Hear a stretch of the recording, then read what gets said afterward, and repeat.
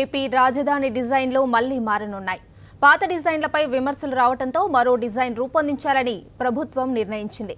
ప్రముఖ ఆర్కిటెక్ట్ సంస్థలతో మంత్రి నారాయణ సంప్రదింపులు జరిపారు.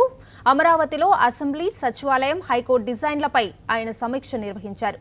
ఇప్పటికే సింగపూర్, జపాన్ సంస్థల నుంచి డిజైన్లు తీసుకుంది. సింగపూర్ మాస్టర్ ప్లాన్కు ప్రభుత్వం 11 కోట్ల రూపాయలు చెల్లించింది. పాత డిజైన్లకు ఇప్పటికే డబ్బు చెల్లించిన ప్రభుత్వం మళ్లీ కొత్త డిజైన్ల కోసం కోట్లాది రూపాయలు చెల్లించాల్సి వస్తోంది.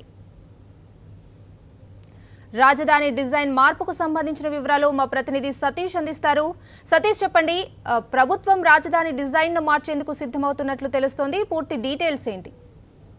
ఇది ఆంధ్రప్రదేశ్ రాష్ట్ర ప్రభుత్వం చేస్తున్న ఖర్చులు, రాజధాని పేరుతో చేస్తున్న ఖర్చులు రోజు రోజుకి పెరిగిపోతా ఉన్నాయి. ప్రధానంగా రాజధాని డిజైన్లకు సంబంధించి మొదట సింగపూర్ మాస్టర్ ప్లాన్ అని చెప్పి పెద్ద పెద్ద గ్రాఫిక్స్ తో పెద్ద పెద్ద ఫోటోలను సీఎం చంద్రబాబు రిలీజ్ చేశారు. ఆ మాస్టర్ ప్లాన్ సంబంధించి తర్వాత జపాన్ సంబంధించిన మాకి సంస్థ పేరుతో రాజధానికి సంబంధించిన సచివాలయం, హైకోర్టు, అదేవిధంగా సెక్రటరియట్ చూపించారు.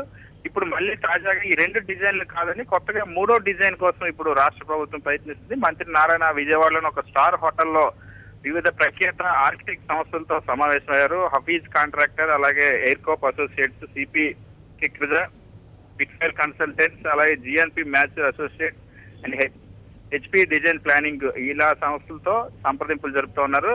ఇప్పటికే సింగపూర్ మాస్టర్ ప్లాన్ కి ఆంధ్రప్రదేశ్ రాష్ట్ర ప్రభుత్వం 11 కోట్ల రూపాయలు చెల్లించింది. ఫ్రీగా మాస్టర్ ప్లాన్ ఇస్తారని చెప్పినప్పటికీ కూడా, ఇస్తారని సీఎం చంద్రబాబు మొదట చెప్పినప్పుడు కూడా ఆ సంస్థకు 11 కోట్ల రూపాయలు చెల్లించినట్టు సాక్షాత్ అసెంబ్లీలోనే రాష్ట్ర ప్రభుత్వం అంగీకరించింది. అలాగే సచివాలయాలు, అదేవిధంగా హైకోర్టు, అసెంబ్లీకి సంబంధించిన డిజైన్ సంబంధించి జపాన్ సంస్థ మాకే అసోసియేట్స్ తో ఒక డిజైన్ రూపొందించారు. ఆ డిజైన్ ని ఒక జ్యూరీ ద్వారా ఎంపిక చేసినట్టు, ఇది తెలుగు సంస్కృతి సంప్రదాయాలు ఉట్టిపడుతున్నాయని చెప్పి సాక్షాత్ ముఖ్యమంత్రి చంద్రబాబు నాయుడు అధికారికంగా ఆ డిజైన్ ఫైనలైజ్ చేసినట్టు కూడా గతంలో ప్రకటించారు. అయితే ఛత్తీస్గఢ్ లో ఏ విధంగా అయితే సచివాలయం ఉందో సేమ్ అదే మాస్టర్ ప్లాన్ లో ఉండడం, అదే విధంగా పొగగొట్టాల తరహాలో ఆ డిజైన్ ఉండడం వల్ల సోషల్ మీడియాలో కానీ విస్తృతంగా నెగిటివ్ ప్రచారం వచ్చింది. తీవ్రమైన విమర్శలు ఎదుర్కొన్నారు. ఆ డిజైన్ కి రాష్ట్ర ప్రభుత్వం ఇప్పటికే 97 లక్షల రూపాయలు కూడా చెల్లించేసిన పరిస్థితి.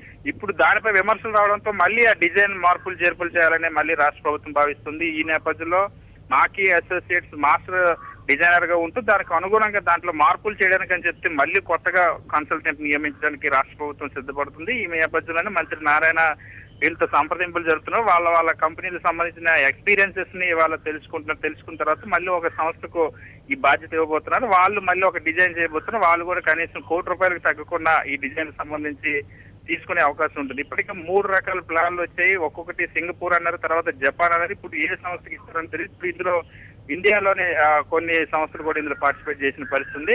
సో రాష్ట్ర ప్రభుత్వం రాజధాని డిజైన్ల పేరుతో వరుసగా కోట్ల రూపాయలు ఖర్చు చేస్తా ఉంది. ఒక డిజైన్ ఖరారైందని సాక్షాత్ ముఖ్యమంత్రి ప్రకటించిన తర్వాత మళ్ళీ దానిలో మార్పులు చేస్తుండడం, దానికి 97 లక్షల రూపాయలు చెల్లించిన తర్వాత మళ్ళీ ఇంకా మార్పులు చేర్పులు చేయడానికి రాష్ట్ర ప్రభుత్వం ప్రయత్నిస్తా ఉంది.